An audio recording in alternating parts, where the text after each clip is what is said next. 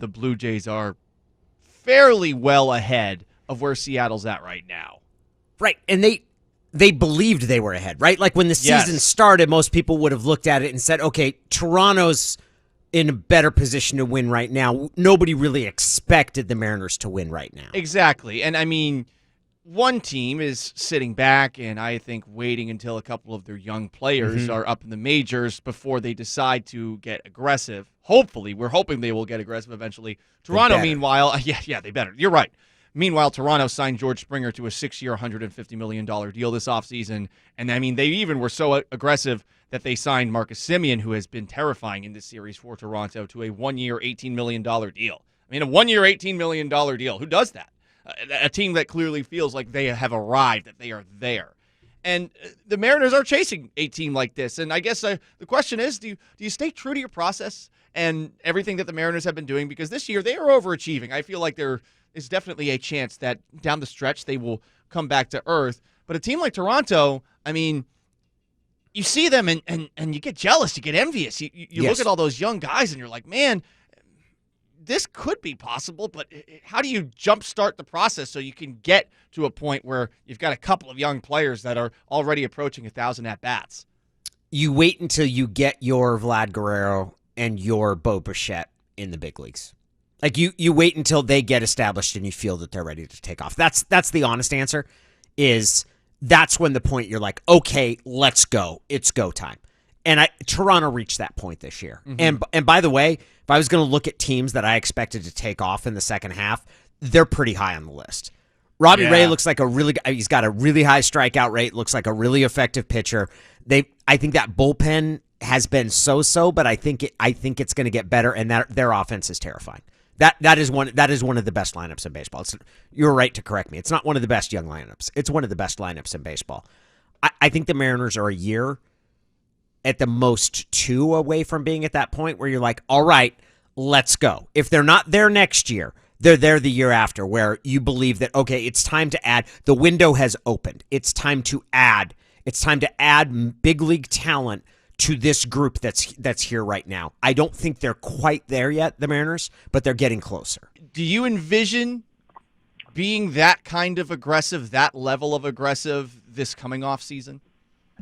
Absolutely, in a word. And I think that's the message I've been trying to send, both to our team and most especially to our fans. The only way you can do this is by first identifying where it's best to spend that money and how you can go out and fill the void. Until you go through the laying of the foundation, you don't really know who is going to take the extra year, who is going to stumble and fall, where do you need to fill in.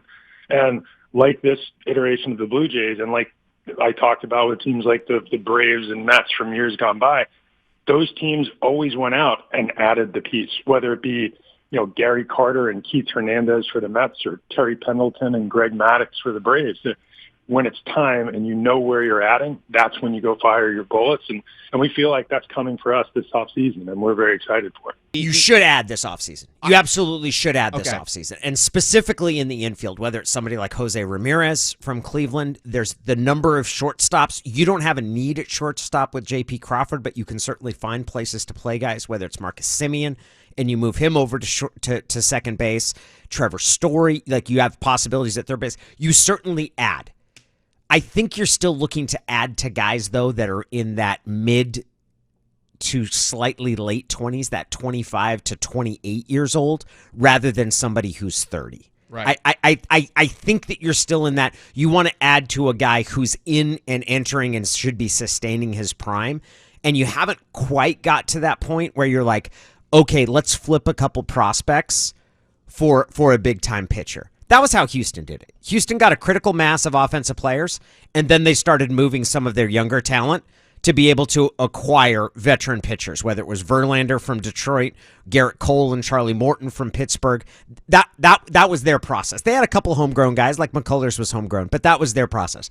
I think the Mariners are a couple years away from that, and I think that this offseason they absolutely should add. But I'm not sure if it's the top of the line. Hey, we're going to go get the most expensive free agent on the market. Danny Gallant, 710 ESPN Seattle.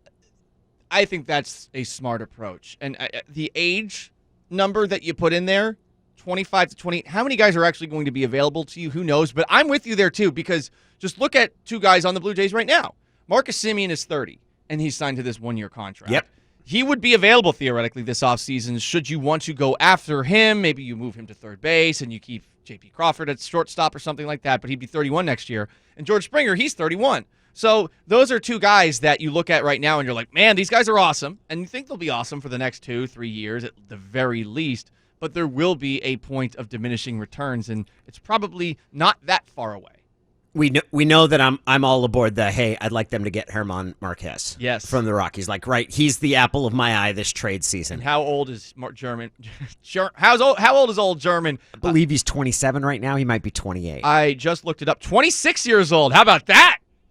Jose Ramirez, the third baseman from Cleveland, who's going to be a free agent after this season. He's 28. He's turning 29 in September. I think he might be the free agent that I'm going to focus in on.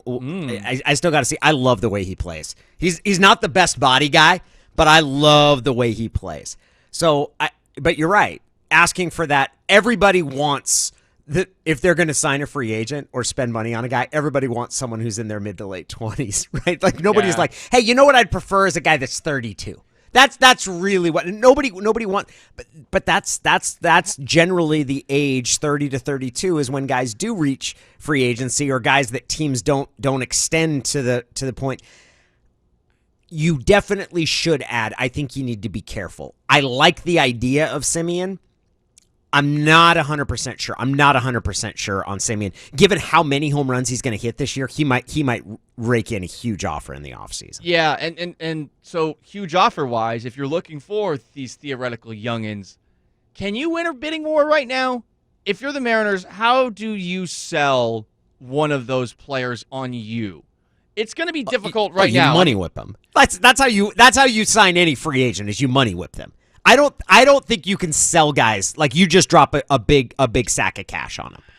I really wonder if this ownership group, and until we see them do it, I think it's fair to ask the question, is willing to drop an A-Rod kind of contract. Because that's probably what they would have to do, don't you think, to get somebody? You don't want them to drop an A-Rod contract because an A-Rod contract sunk that team. It did. You do not want them to spend in a way. You have to overspend, though. You do have to get that one guy. You probably, at least this offseason, would have to overspend. You need to spend smart money. We should have learned this from Robinson Cano, too. You need to spend smart. It's not a matter of just going out and buy, because as much as people want to say, like, I don't care, don't show me the look, man, you buy a guy like Robinson Cano, which was an A-Rod contract, that didn't get you over the hump.